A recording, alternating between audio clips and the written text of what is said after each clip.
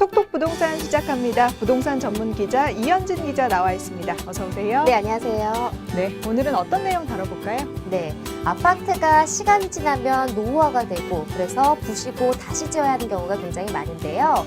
그래서 요즘에 서울 도심에 오래된 아파트가 많아서 재건축 사업이 활발하게 진행이 되고 있습니다. 그런데 재건축 사업을 할 때 우리가 흔히 아는 방식이 있죠. 조합원들이 중심이 돼서 건설사가 시공하는 방식을 많이들 알고 계시는데요. 그런데 요즘에는 신탁사들이 그 역할을 대체하고 있다고 합니다. 신탁사 열풍이 불면서 서울에서는 신탁 방식의 재건축 사업 바람이 불고 있다고 하는데요. 기존과 다른 점은 무엇이고요? 또 장점과 단점은 무엇인지 자세하게 분석해 보도록 하겠습니다.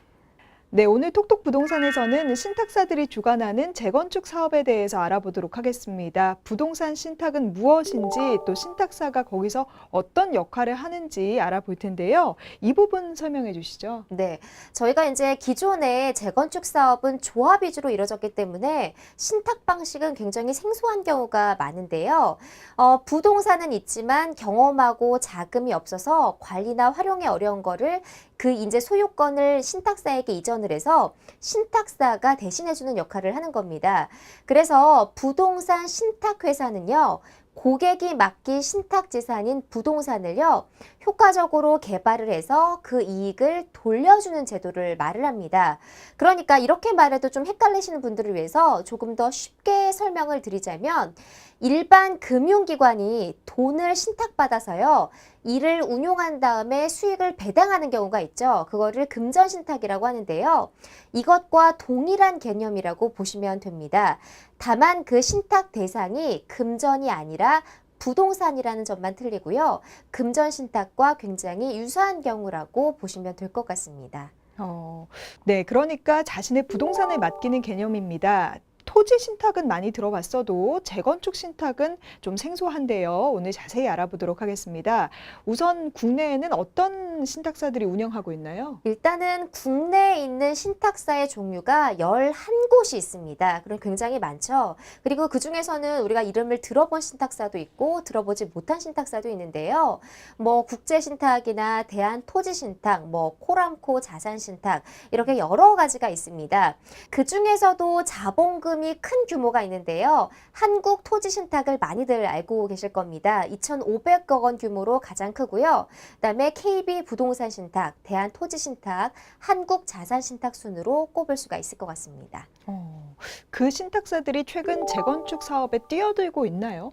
네, 그렇습니다. 올해부터 급격하게 서울 재건축 사업에 신탁사들이 뛰어들고 있는데요. 그래서 지금 서울에서 신탁 방식의 재건축을 추진 중이거나 검토 중인 곳이요, 무려 10곳 내외로 조사되고 있습니다. 그래서 여의도에서 시작을 해서 강남하고 마포 등 서울 곳곳에서 신탁 방식의 재건축 사업이 확산되고 있는 분위기입니다. 방금 시작된 곳이 여의도라고 했는데 그 이유가 있을까요? 네, 그렇습니다. 그동안 우리가 신탁 방식의 재건축 사업은 굉장히 생소했는데요. 올해 초부터 여의도를 중심으로 처음으로 시작이 됐습니다. 가장 먼저 시행한 게 여의도 시범아파트인데요. 한국자산신탁을 사업시행자로 지정을 했습니다. 주민이 75%가 넘게 동의를 해서 이 방식을 선택을 하게 됐고요. 그리고 이어서 여의도 공작아파트가 올해 초에 KB부동산 신탁을 사업시행자로 선정을 하게 됩니다. 그래서 여의도를 시작으로 해서 계속해서 확산되고 있고요. 강남 그리고 마포 중심으로 해서 계속해서 사업 대상지가 늘어나는 추세라고 볼 수가 있습니다. 네, 사실 예전에는 신탁사들이 재건축 사업을 진행하지 않았잖아요. 언제부터 가능해진 건가요? 네, 예전에는 사실 법적으로 신탁사들이 재건축 사업에 뛰어드는 게 불법이었습니다. 그런데 올해 3월부터 이 법이 바뀌었습니다. 신탁사들이 재건축 사업에 단독으로 참여할 수 있도록 법이 개정됐기 때문인데요. 신탁 방식의 정비 사업은 지난해 3월 현행 도시정비법의 개정을 통해서 새롭게 생긴 방식입니다. 그래서 예전에는 이제 시공사의 전유물이었다면 이 올해 3월에 이제 법이 개정이 되면서 신탁사들이 단독으로 시행자로 참여할 수 있도록 변경이 됐습니다. 그렇군요. 그럼 신탁사들이 진행하는 재건축 사업은 어떤 방식으로 또 어떤 절차를 거쳐서 하는지 알려주세요. 네, 그렇습니다. 기존에 이제 재건축 사업을 할 때 이제 그 재건축 조합원이 하던 방식하고 또 이 신탁사가 하는 방식은 굉장히 좀 다른데요. 신탁 방식의 이제 순서를 조금 말씀을 드리면 일단 주민의 동의가 있어야 됩니다. 각 세대 소유자의 4분의 3 이상의 동의를 얻어야 되는데요. 그래서 신탁사 중에서 여러 곳에 이제 입찰을 하게 되면 한 곳을 정하게 됩니다. 사업 시행자로 지정을 하게 되면 이 신탁사가 단독으로 시행자로 참여를 하게 되는데요. 굉장히 특이한 건 이 신탁사가요, 사업비 조달부터 분양까지 모든 과정을 책임을 지게 됩니다. 그래서 신탁사가 직접 나서기 때문에 사업 자금 조달이 조금 상대적으로 안정적이고 쉽다는 그런 장점을 가지고 있습니다. 네, 지금 잠깐 언급하셨지만 그 재건축 단지들이 신탁 방식을 선호하고 있습니다. 그 이유가 있을 텐데 장점을 좀 더 자세히 알려주세요. 네, 그렇습니다. 이렇게 신탁 방식이 열풍을 부는 건 그만큼 신탁 방식이 갖고 있는 장점이 많다는 점입니다. 올해 3월 달에 법이 개정이 됐는데 지금 3, 4월 동안 10곳이 넘게 추진을 했으니까요. 아무래도 신탁 방식에 여러 가지 장점이 있을 것 같습니다. 그 중에서도 가장 큰 장점은 바로 사업 기간이 짧다는 점입니다. 조합 방식과 좀 비교를 했을 때 절차가 복잡하지 않고요. 그리고 시간도 짧게 걸린다는 장점이 있습니다. 사실 조합 방식 같은 경우에는 짧게는 5년에서 길게는 10년까지 가는 경우가 있는데요. 이 신탁 방식은 대신에 그런 절차를 밟지 않기 때문에 곧바로 사업 시행 인가 단계로 들어가게 되고요. 그렇게 되면 재건축 기간을 최소 1년에서 최대 3년까지 단축할 수 있다는 장점이 있습니다. 그다음에 조금 투명하게 운영된다는 점도 장점인데요. 그동안은 조합 비리가 굉장히 많았죠. 그래서 뭐 조합원이 되면, 조합장이 되면 여러 가지 부당 혜택을 받는 경우도 많고, 그래서 이 비리가 적발돼서 그 이제 법적인 처벌을 받는 경우도 굉장히 많습니다. 대신에 신탁사는 그런 걱정을 하지 않아서 비교적 투명하고 안정적이라는 그런 장점을 꼽을 수가 있을 것 같습니다. 네, 시간이 생각보다 많이 단축되는군요. 또 투명한 운영도 굉장히 큰 장점인 것 같아요. 또 다른 장점이 있을까요? 네, 일단은 이제 가장 큰 장점이라고 한다면 제가 앞서서 시간이 짧다는 점을 말씀을 드렸는데요. 이렇게 신탁 방식이 올해 열풍을 분 가장 주된 이유 중에 하나가 바로 재건축 초과이익 환수제라는 이유가 있습니다. 왜냐하면 이 재건축 초과이익 환수제라는 이야기 많이들 들어보셨을 텐데요. 쉽게 말씀을 드리면 재건축을 지었을 때 이익이 많이 나면 그거를 국가에 환수하는 제도입니다. 이 제도가 올해 연말까지만 한시적으로 유예된 상태입니다. 그러니까 내년이 되면 다시 부활을 하게 되는데요. 이 재건축 초과이익 환수제 내용을 좀 자세하게 살펴보면요. 재건축으로 얻은 이익이요. 1인당 평균 3천만 원을 넘을 경우에 이 초과 금액의 최고 50%를 세금으로 부과하는 제도입니다. 그래서 내년에 부활을 앞두고 있기 때문에 이 재건축 초과이익의 환수에 관한 돈을 이제 지불하지 않기 때문에 단지마다 사업 속도를 서두르고 있는 거고요.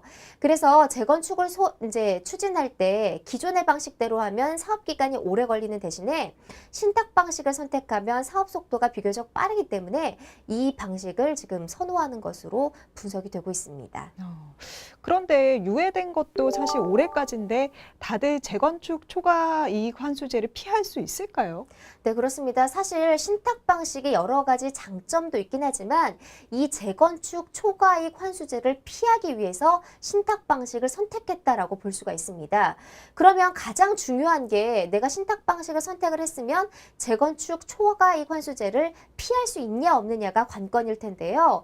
그런데 지금 사업 진행 과정이 아무리 짧아졌다고 해도 초기 단계라면 사실상 이 초과이익 환수제를 피하기는 힘들 것으로 예상이 됩니다.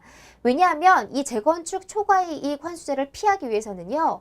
연내까지 관리 처분 신청을 해야 됩니다. 그런데 그러기에는 아무래도 시간이 부족하다는 건데요.